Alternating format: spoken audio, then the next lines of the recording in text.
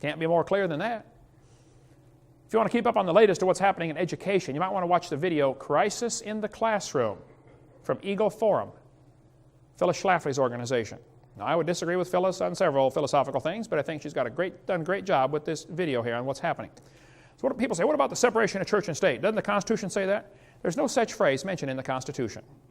That phrase is found mentioned in a letter that Thomas Jefferson wrote to the Baptist Association in Danbury, Connecticut. The Constitution does not talk about separation of church and state. That's a lie. Jefferson said, the First Amendment has erected a wall of separation between church and state. That's from his letter, not from the Constitution. By the way, this wall is a one-dimensional wall. It keeps the government from running the church, but makes sure the church Christian principles will always stay in government. Go see David Barton's excellent website, wallbuilders.com. If you want to get more on how all the Founding Fathers believed the church had to influence government or government would go corrupt. It's happened. What's happened over the years, several different people have taken upon themselves to survey the textbooks and see how much evolution is in this book. These guys did a survey of all the biology books used in 1991, and they found out the one used by Merrill, called Biology and Everyday Experience, only had 2.9% of the text devoted to evolution. It really wasn't talked about much. However, HBJ had 15.6%. They really crammed evolution down the throat of those kids. I've seen books today that have nearly 30%. Well, if I was on the committee to select textbooks this year, I would pick the least poisonous book I could find. And then I would write to the publishers of the other ones and say, hey folks, we did not pick your book this year because, and spell out your reasons. And then I would write to the one I did pick and say, hey fellas, we did pick your book this year because you got the least amount of evolution. However, we would like that out also. And we want to warn you, if we find another one next time that has less, we're going to buy them. You see, folks, there's only one language these textbook publishers speak. The only language they speak is money.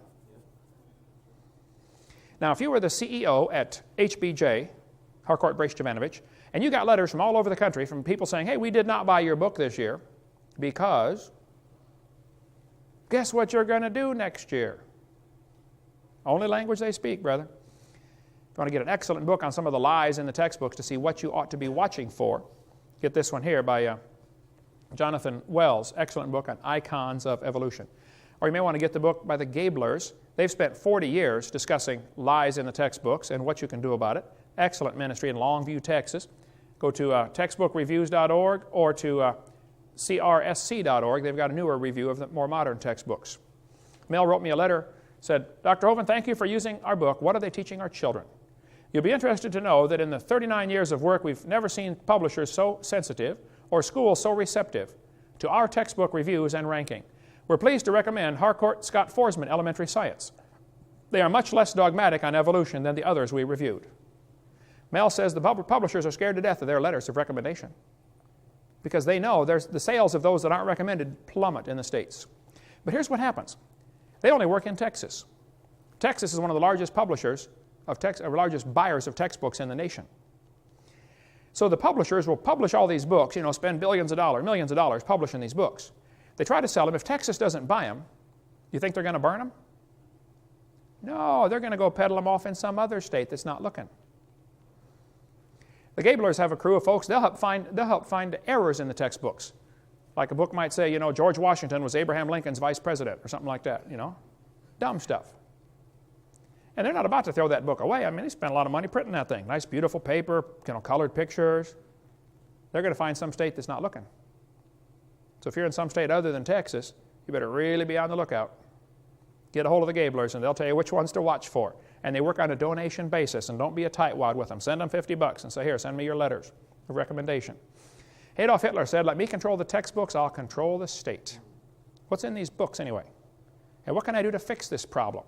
Well, this chart shows how the atheists have rated the different states in America and how well they teach evolution. They think here in Florida we're doing a lousy job of teaching evolution. Yay. They think the folks in Minnesota, where I was yesterday morning, are doing a wonderful job teaching evolution. You ought to be ashamed of yourself in Minnesota. Get that junk out of your textbooks, okay? You can get creation materials and put them in your library. Bert Wagner, up in Iowa, knows how to cut through all the red tape and get this done. get a hold of Bert and say, well, how do I get public schools to accept creation books? One guy wrote me a letter and said, Dr. Hovind, your video series was bought for our local high school, Waverly High, in Ohio. When I went to check out video number 5, I found someone had hidden the box of seminars and debates unopened and underneath a desk by a back wall. I was told by the librarian that she was told not to put them out for the students to find. My 18-year-old daughter witnessed this. We were very upset, but I was told it was proof that the enemy was trying to void and hide the truth. My daughter has since graduated and don't know if those tapes are available to students or not. So if you do donate something, be sure to check and make sure it is, kept on the shelf. I went to one big university one time, and I spent probably an hour going through their computer search system, looking for how many books they had on evolution.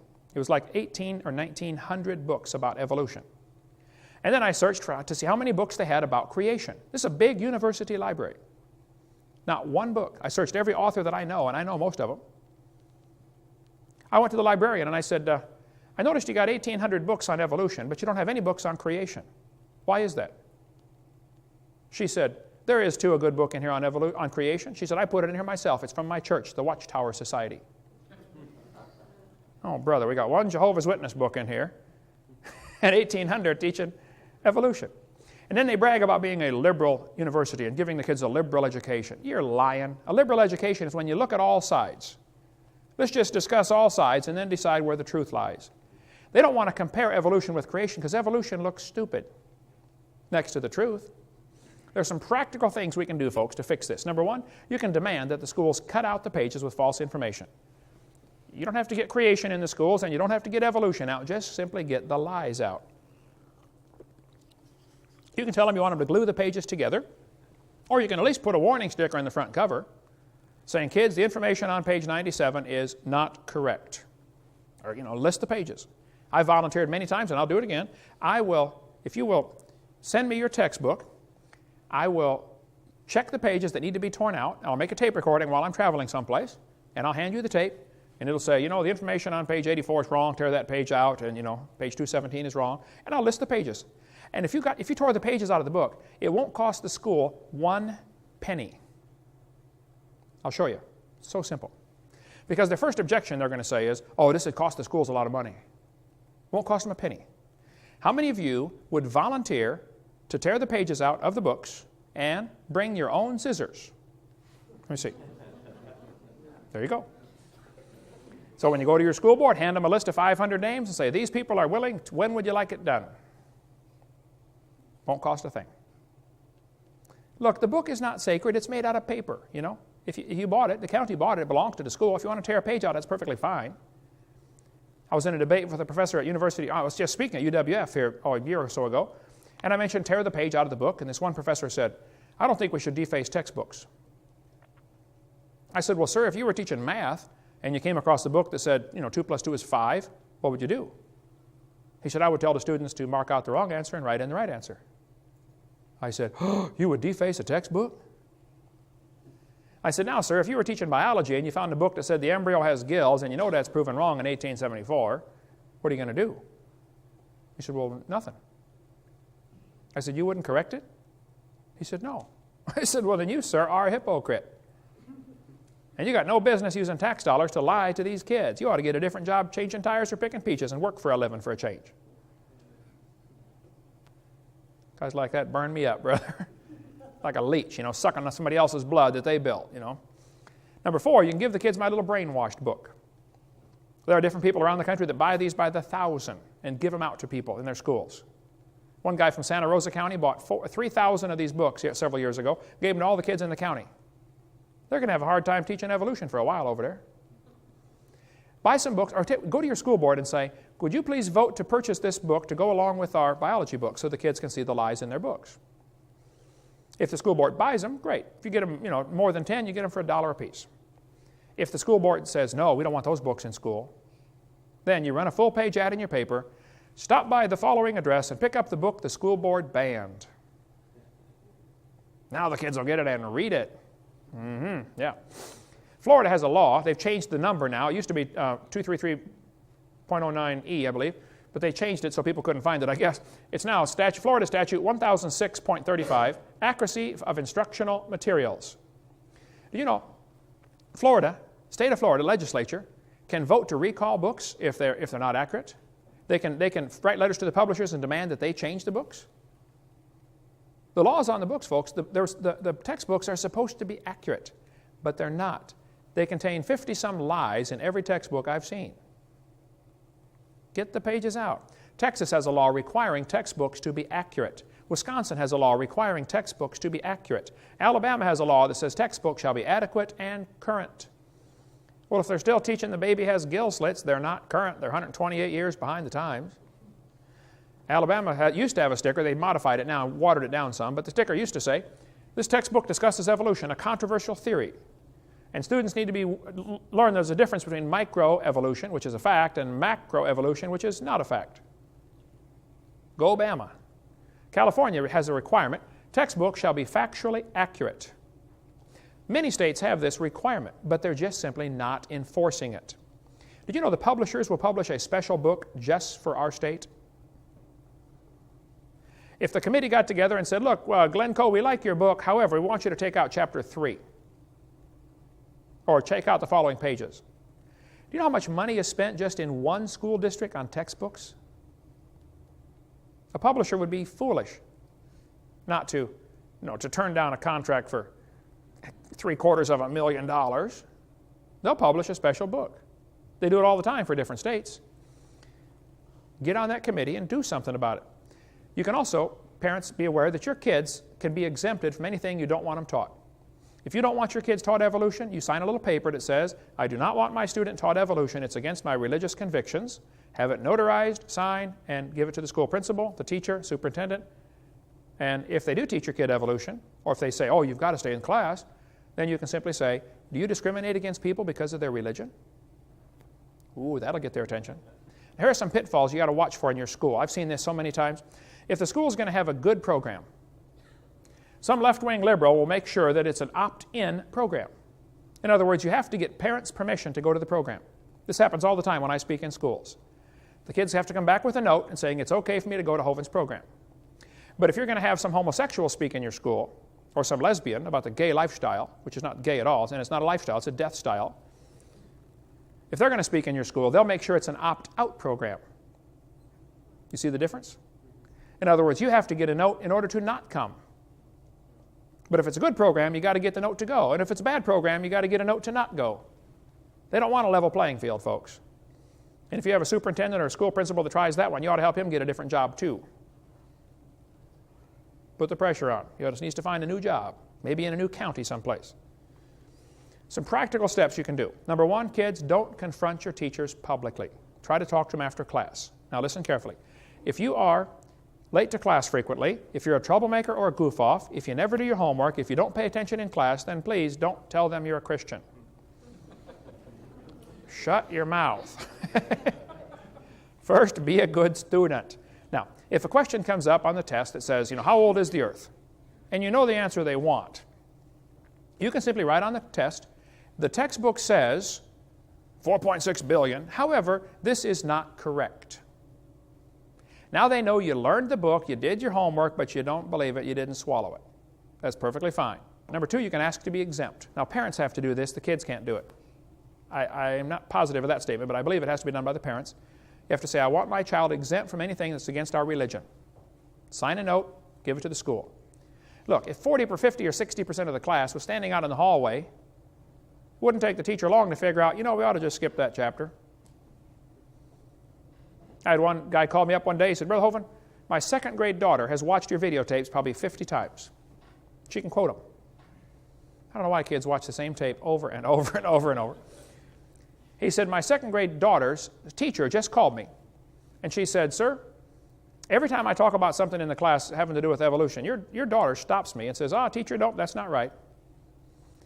And the teacher said, I just want you to know, I'm going to skip evolution for the rest of the time this girl's in my class. My first thought was, yay, this is great. And then I thought, why are we sending second graders off to war? Why aren't the parents fighting this battle? The second grader ought to be able to go to class and read the book and believe what they're taught. Why are we allowing lies in the textbooks? Why are we allowing liars to teach? Don't lie to the kids. You can contact Joe Baker. He helps folks set up meetings on getting kids in their school fired up on to do something in their local school. Joe had me come speak at his high school in Pennsylvania.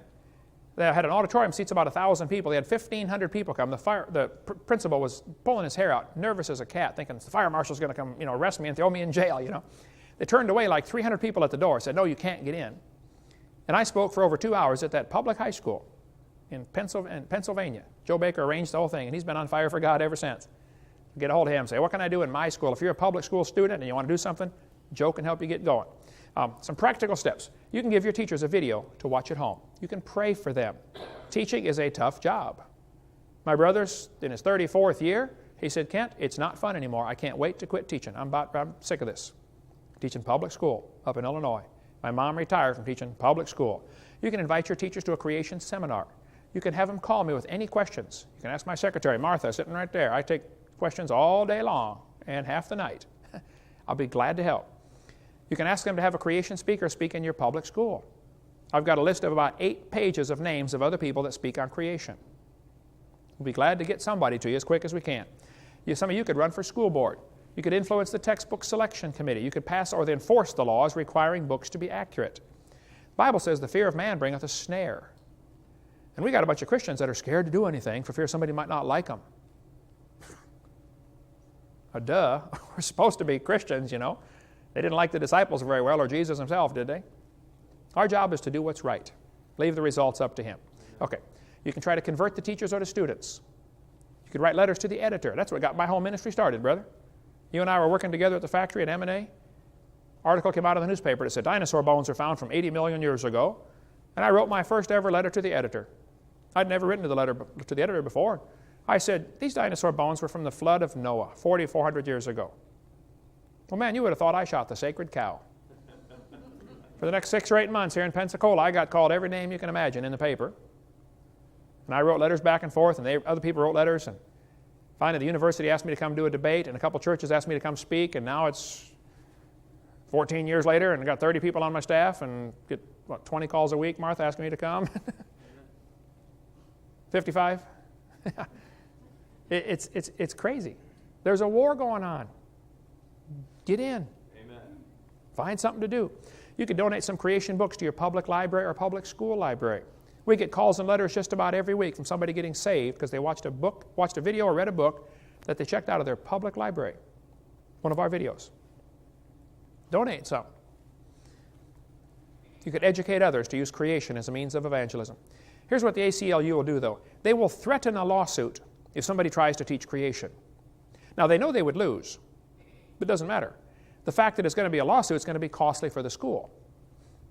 So the ACLU, knowing they'll lose, threatens to sue, and sometimes even sues, knowing the school will back down for fear of not having enough money to defend themselves. They're winning by default. They claim teachers can only teach what is in state-approved curriculum. Well, that's a lie. The curriculum really starts when the classroom door closes. Every teacher knows that. And every teacher discusses things in their class that are not in the textbook. Come on, you can't teach otherwise. They claim teachers cannot correct the curriculum. That's a lie. They do it all the time. I taught math and science for years. I was always making corrections in the math book. They mislead people into thinking that evolution is a sacred part of science that's never to be questioned. They use peer pressure or ridicule to silence those who oppose lies in the textbooks. Now, if you're going to do something, you be prepared for opposition from the enemy. Satan protects his evolution theory with a vengeance. This is the foundation for all sorts of things. Roger DeHart, science teacher at Burlington Edson High School in Seattle, was told he could not inform students of errors in the textbooks just simply by passing out current science journals. If there's a current science journal that said this is wrong, he couldn't tell his students because in the book it said it was right. Some of these lies have been proven wrong 100 years ago. Kevin Haley, biology teacher at Oregon Community College, lost his job simply for exposing errors in the textbooks. Baylor University, formerly Christian University, fired William Dembski just because he advocated intelligent design. He said there must be a designer. Forrest Mims was a science writer for 20 years. He published in National Geographic, Science Digest, American Journal of Physics, 60 magazines and newspapers. He was denied a job as science writer for Scientific American simply because he was a creationist. Rod LeVake in Faribault, Minnesota, was reassigned because he doubted Darwin's theory. They said, we don't want you teaching evolution. We don't want you teaching biology if you doubt Darwin's theory. Dan Clark in Lafayette, Indiana, he quit because he was reprimanded for teaching an evolution alternative. The superintendent, Mr. Ed Eller, told him not to introduce creationism to this class. Well, Mr. Ed Eller, you need to get a different job.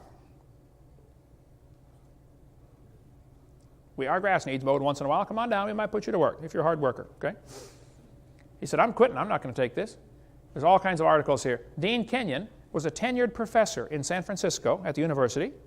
He'd been teaching for years. He wrote books about evolution, how wonderful evolution was. He was the poster boy of the evolutionist.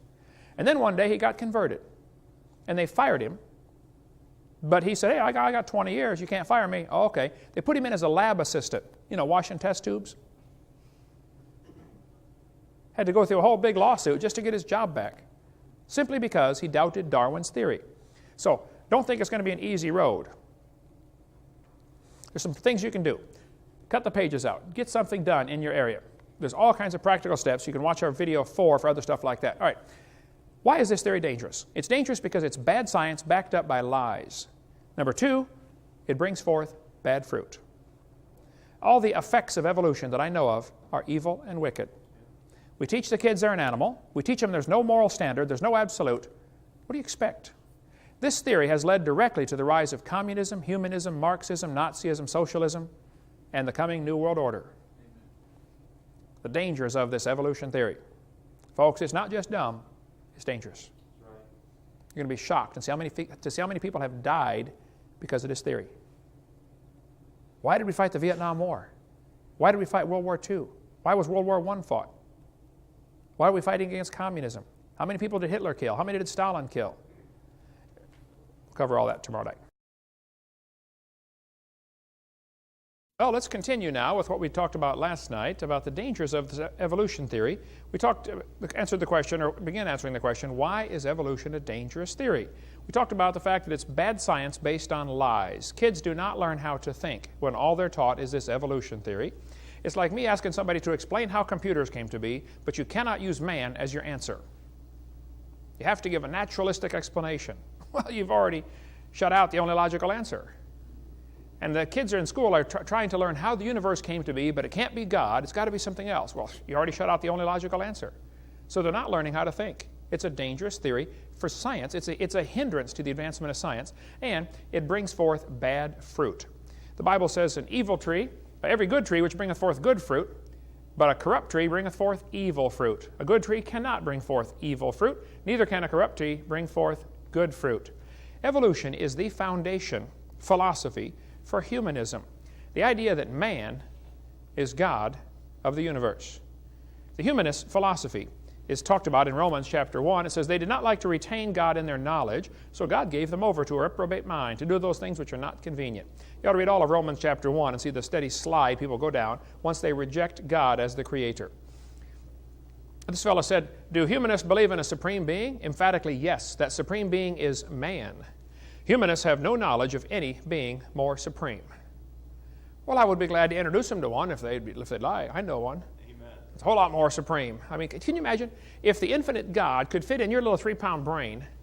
It wouldn't be very big, and he sure wouldn't be worth worshiping. Man, the God that I worship is beyond comprehension. Amen. I mean, he tells us a lot about himself, but your brain just can't handle it. Neither can mine. So, this guy said the turning point in history will be the moment that man becomes aware that the only God of man is man himself. Some of these guys think they are God. Boy, that was Hitler's philosophy. I'm God. I'm God. I'm God. I'm God. I'm God. I'm God. Hey, Gabriel, come and listen to this. Ha, ha, ha. We're not such big stuff, folks. George Wald, the Nobel Prize winner, said, I will not accept that, talking about creation, philosophically, because I do not want to believe in God. Therefore, I choose to believe in that which I know is scientifically impossible. Spontaneous generation arising to evolution. He said, I know it's not possible, but the only other alternative is God did it. And I don't want that, so I'll believe the impossible. Well, you're going to feel awful stupid for eternity No one. You missed the opportunity to live forever with the Creator of the universe because you were willingly ignorant, just like 2 Peter says. This guy says, we no longer feel ourselves to be guests in someone else's home. He's talking about God. This is Rifkin, who's one of those tree huggers who writes all kinds of books about, save the environment, kill all the people, but save the environment. Jeremy Rifkin said, we no longer feel ourselves to be guests in somebody else's home and therefore obliged to make our behavior conform to a set of pre-existing cosmic rules. It's our creation now. We make the rules. We establish the parameters of reality. We create the world, and because we do, we no longer feel beholden to outside forces. Talking about God, of course. He said, we no longer have to justify our behavior, for we are now the architects of the universe. We are responsible to nothing outside of ourselves. So we are the kingdom, the power, and the glory forever. Wow, is right. The Bible said in 2 Peter, in the last days, scoffers would come that would be willingly ignorant of how God made the heavens and the earth was standing into the water and out of the water. We cover all that on video number 2. The Bible says the scoffers are going to be walking after their own lust. The only reason people reject God is because of their lust. There's no scientific reason to reject the Bible. There's no scientific reason to reject the creation account. There's no scientific reason to reject the idea that there's a creator. But some people just don't like the idea of God telling them what to do. The idea of God chaps their hide. Well, I tell them they better get some Vaseline, man. They're going to need it because we're going to be judged by the very God you don't believe in. This guy says, we take the side of science in spite of the patent absurdity of some of its constructs, in spite of its failure to fulfill many of its extravagant promises of health and life, in spite of the tolerance of the scientific community for unsubstantiated just-so stories, because we have a prior commitment, a commitment to materialism. He said, materialism is an absolute. We cannot allow a divine foot in the door. A professor that I had in Illinois Central College in East Peoria, Illinois, wrote a really cool article years ago. It was two computers arguing with each other, does man exist? Showing the absurdity of two humans trying to argue, does God exist? The computers couldn't see man, so therefore he didn't exist. And they were going through all kinds of explanations of how, they gradually got all this circuitry by blind chance. The same kind of dumb arguments the evolutionists do, trying to explain how life arose by chance. What happened? Satan put it into the heart of some of his followers that they should build a kingdom and rule the world. And they really have serious plans to build a world empire right here. And you and I do not fit in. Matter of fact, they're anxious to get rid of us, big time, okay? Secretly, Satan plans to use his followers to destroy much of humanity. But then he's going to destroy them also. The communists have done that for years. They always get some revolutionaries to go in and take over a country, and the first thing the communists do when they take over, they kill the revolutionaries that killed everybody else because they can't trust them.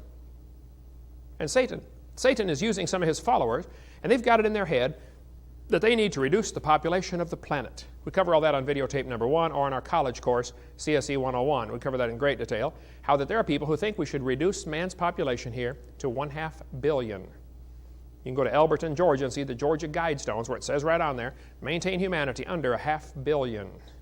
Right now there are 6 billion. They want to reduce the population by about 95%, according to Ted Turner. I said, well, go ahead, Ted, you first. You just get off anytime you want. Now, if evolution is true, then who owns the world? Who makes the rules? How do we determine right from wrong? I've asked people all over the place, how do you tell right from wrong if evolution is true? There simply is no possible way to tell right from wrong. It's a real simple question, but they have no answer. You can't tell right from wrong if evolution is true. If man is God, and this is what evolution means, then man makes the rules and the strongest survive. Might makes right. There's no way to tell right from wrong. I had a professor tell me one time, there are no absolutes. I said, are you absolutely sure? Blew his little brain. Now let me think for just a minute. How can I be absolutely? Yeah, of course there are absolutes. Kids today are wandering around in this world with no moral anchor because they don't know right from wrong. They really don't. There simply is no way to tell. Now, folks, there's a war going on, and you're going to have to decide which side you want to get on. You can't be neutral in this one. During the Civil War, this one fellow decided he did not want to get involved. By the way, it was not the Civil War, it's Abe Lincoln's War. Another long story. We cover that on CSE 103, okay, the college class number 103. During the Civil War, though, this guy decided he didn't want to get involved. So he put on a Yankee jacket and rebel pants. Said, both sides will leave me alone now. Well, after the battle, he was found dead. His Yankee jacket full of rebel bullet holes and his rebel pants full of Yankee bullet holes. Folks, there's a war going on. You might as well get on one side or the other. Just give it all you got. Give it to your general. Okay? You just say, Lord, here I am, reporting for duty. What would you like me to do? Here's the problem, as I understand it. There's a war going on between Satan and God. We are the battlefield. People are going to get hurt. People are going to get killed. You better just get on one side or the other. The decision is very simple. You just decide which side you want to be on and then do whatever your general says. If you want to serve the devil, you just go ahead. If you want to serve God, come on. It's wonderful. Henry Morris has a tremendous book on this topic, The Long War Against God. If you want to understand the history of the evolutionary conflict, this one is awesome. There's another one, I don't know if it's a close second or maybe a tie with this one, called In the Minds of Men by Ian Taylor. One of the best books I've ever read, covering the whole history of this. Why do people think this way? And I encourage people to read good books. Now, kids, you're going to be the same person you are 20 years from now as you are right now, except for the books you read and the people you meet.